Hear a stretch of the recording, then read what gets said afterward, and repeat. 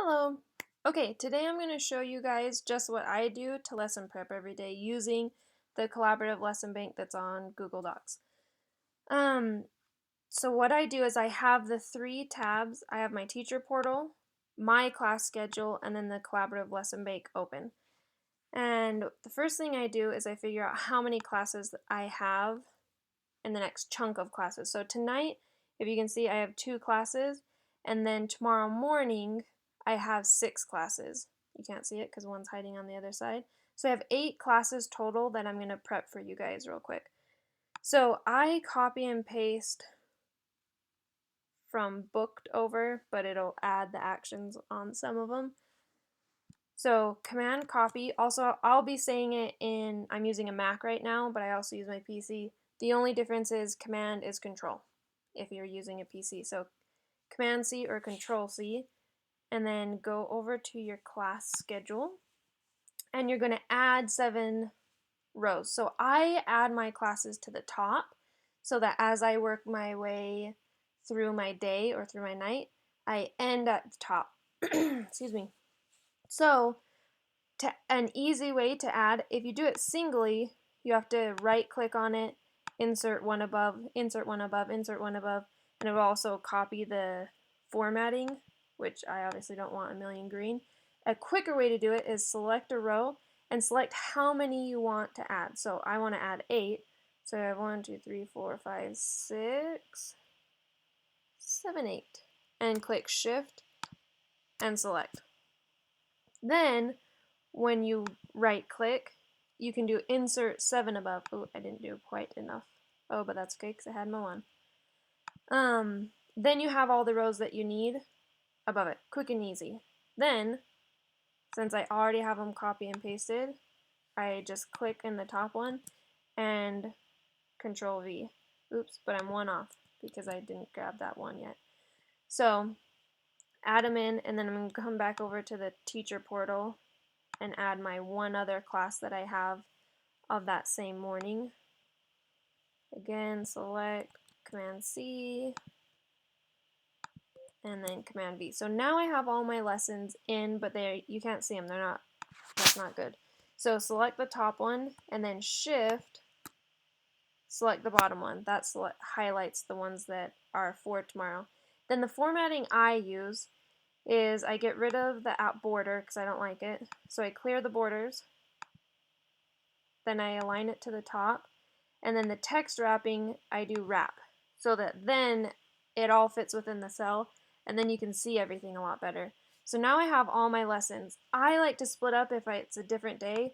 So then I'll add 1 row here and change the color because then that'll let me know what's a new day. So these are my classes tonight. These are my classes in the morning. And I like having them all ready the night before so I just wake up ready to go. So my lessons tonight, I have 1 MC and 1 trial. I don't fill it in for the trials because I've taught so many that it's forward and backwards for me. If you do, it'll be the same thing in the lesson bank, but just go under trials and then add the information. So what I do to add the MCs is I look at what number we have and I only do the numbers because remembering MC2 Unit 1 LC2 7 is much harder than 2127. So then we come to the collaborative lesson bank. 2127 is right here. And you select the bright orange. That's all you're taking. You're not taking these dark orange ones. So you're taking from lesson points outline and prop ideas, shift again to bank feedback. Select again and then Command C, bring it back over, select in your G, lesson points and outline and prop ideas again, then select it and do Command V. That'll paste it in it. Same thing we have here, 2911, come here, scroll down, 2911, again select, shift, select again, command copy, command V, 3611, find your lesson, and all of these will be great lessons to update because they're not doing our format that we want to do, so I'll talk about that after I get all these in. So 210 to 8 is my last one. Slide on there, 210, I forgot it already. 210 to 8, that's why I don't do the long ones. And again, shift select, or select shift select, and then command copy and command V. So now, in that fast of time, I am fully lesson prepped. I am ready to go in the basic form. However, as you can see, there are some major holes in the entries that we have.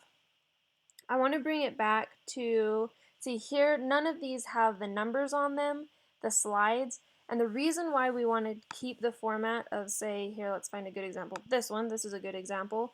It has the slide number 4, colon, what we're talking about, farm and house. So this is the one that's like the trial, and it has the farmer and the house, and then it's going to say, blank is an animal, and then the noise, and you're working on that. And then slide 5, we're talking about the cat and the dog and the pig. Oh, and then 6, see, anytime there's a semicolon, we want to divide each slide by semicolons so that we know what main topic is on each slide. So then, if you're on slide 5 and you know you're talking about the cat and the dog, then you can look ahead and see, oh, okay, pig's going to be next, and then chicken's going to be next. And then you know each slide, okay, I'm going to have 5 is cat, 6 is dog, 7 is pig, 8 is chicken. So I know just from looking at it what the next few slides are going to be, and then I know on on slide 9 it's going to switch to the sentence pattern, what animal is this, with a question mark, and then it's going to switch to the next slide, which is the timed this is a. So if we add an entry for each slide divided by a semicolon and everyone does this same format, then it's a true at-a-glance lesson prep system. And while you're teaching, it gives you the information that you need to know if you need to expand or if it's already going to expand in the lesson for you. And don't go and expand on that slide, because then you're going to be awkwardly repeating the next 4 slides or skipping through them. So that is the that's the hope, or the theory behind why we are formatting this way, is so that you have a little bit of a preview of what's coming up. So as you can see with my lessons tomorrow, none of these do that. And we didn't used to do that format. We used to just have these for prop ideas. But then we realized if we added that and had one entry for each slide, that way you have the preview, but then also at the end, when you're doing your feedback, see, none of these feedbacks are good examples, but if you go to one that's filled out, then we have a blank template for feedback that then it's much easier to go in afterwards and personalize it. So I was happy to see your child in class today. Today was the first lesson in our unit, Animals I Know. This lesson, or the lesson, includes, and then has an outline. So then when I copy this and add it to what I'm actually going to write, so pretend I was really going to write this, then I can change that to their name instead of your child. And then at the end, if I opened it up and go to the end, command enter or return drops it down, and then I can write a personalized review, and I have right in front of me the outline of the entire lesson, and then I can say, how did they do with the this is a cat, this is a dog, how did they do with vowel families, how did they do with the sight words, and I can quickly write a good review and feedback to the parent that's personalized. But there's also, it's just right in front of me, the whole outline of the lesson. So that is why the new way to do the feedback, or the whole lesson and the filling it out, is to have the number and then a colon and then just very basic what it is. So then you can see if you have props for the lesson, but then also when you're writing feedback, then you have a quick outline of everything you did in the lesson. And during the lesson, then you can know if what's coming up in the lesson. Or if you have extra time but need to go back to a certain topic, then you have the numbers of the slide exactly that you need to go to. So that is why we fill it out the way we fill it out. And if you get lessons like this, if you're not comfortable with filling it out while you're in class, like for example, maybe this one, because that probably has a lot to enter, or this one, but this one looks like it's pretty well filled out. It just needs to add slide numbers. And once the topic changes, so if it's in a same topic, keep going on the same line, but once it kind of changes to a new topic, Then make a new paragraph, and you do that by Command Enter or Return, or on a PC, Control Enter, and that'll make a new paragraph. And try and make new paragraphs anytime the topic changes. So here we have farm animals, and you're doing what the farm animals are, and then you're switching to what animal is this, and then switching. Make a new paragraph so you kind of can see how long you're going to be doing it, and divide each slide again by a semicolon. So then, if you're not comfortable, do it beforehand. You can open up this slide, fill it all out so then it's completely ready.